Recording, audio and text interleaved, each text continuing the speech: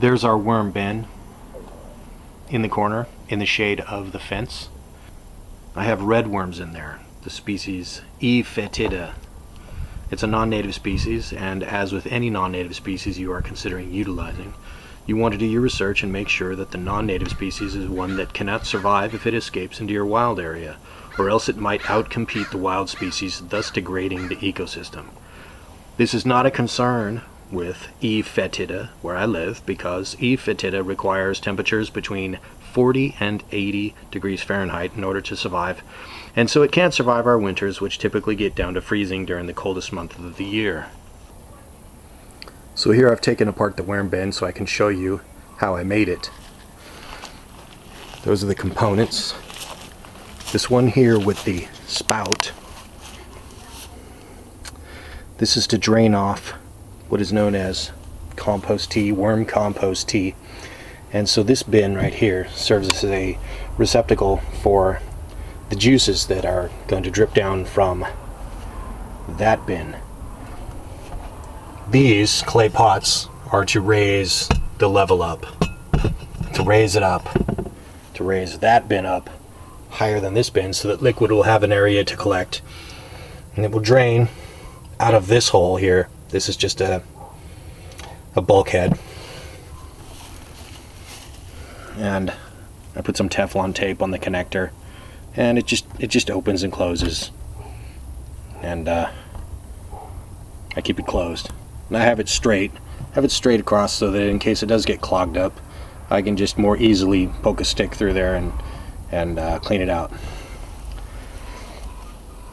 So this is the one that is the actual worm bin, and before I put the worms in there, I drilled a bunch of drainage holes. See the drainage holes for the juices to get down under.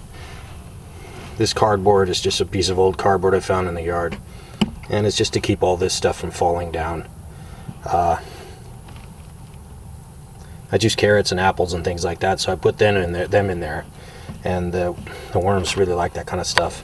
You can see the worms down in there. Sorry, flip the camera off. There they are, the worms. Getting a little gross. See them wiggling around. I got these from a friend's bin in his backyard. They have worms as well. And there they are. That's what they look like. Kind of gross. I'm going to click this off and wash my hands before I show you the rest. So yeah, I was washing my hands and I found some greens in the sink. So this is perfect kind of stuff to add. They'll eat this up. A lot of people like to grind the food up. I find it's not necessary. This isn't the first bin I've ever had. I just made a new one, and I've never actually used the juicer remnants, but it seems like it's grated up fine enough that the worms are really enjoying it or whatever. But what I was going to say is that in addition to making the compost tea, which we'll collect in here, the vermicompost tea, they also make worm castings.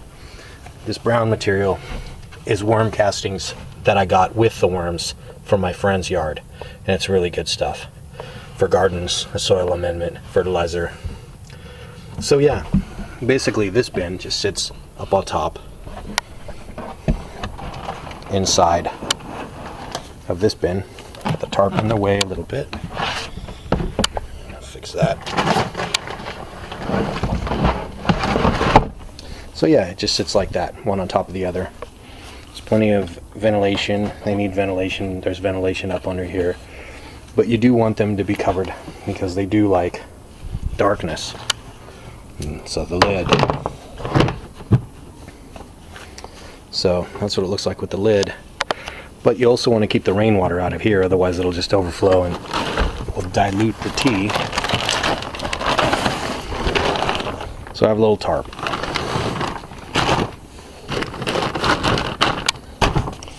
And I'll secure the tarp with this brick and also with this kind of like wooden thing I made. It serves the purpose of keeping the tarp on and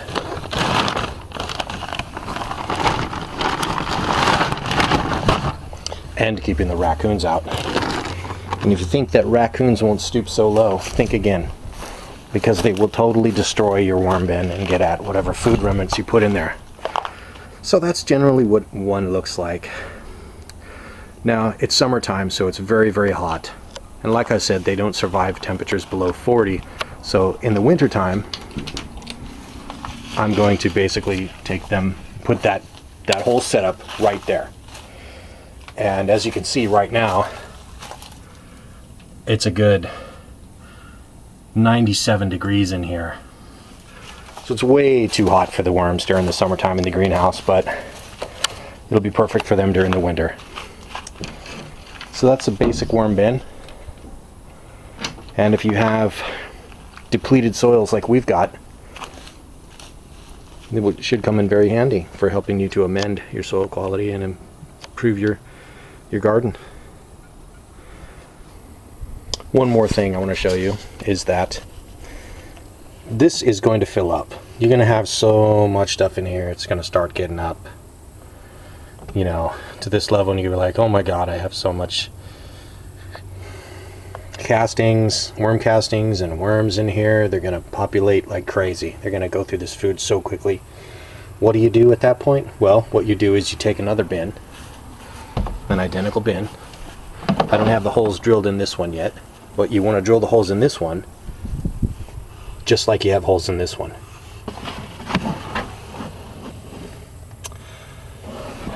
And then once you have the holes in this one, you take this one, you set it in here. I'm not going to set it down all the way, but what you do is set it in there. The worms down at the bottom one will crawl up through the holes into the next one, and then after all the worms have crawled up, you remove this bin and utilize the castings, and then you wait for that one to fill up again and you use this one in the same way.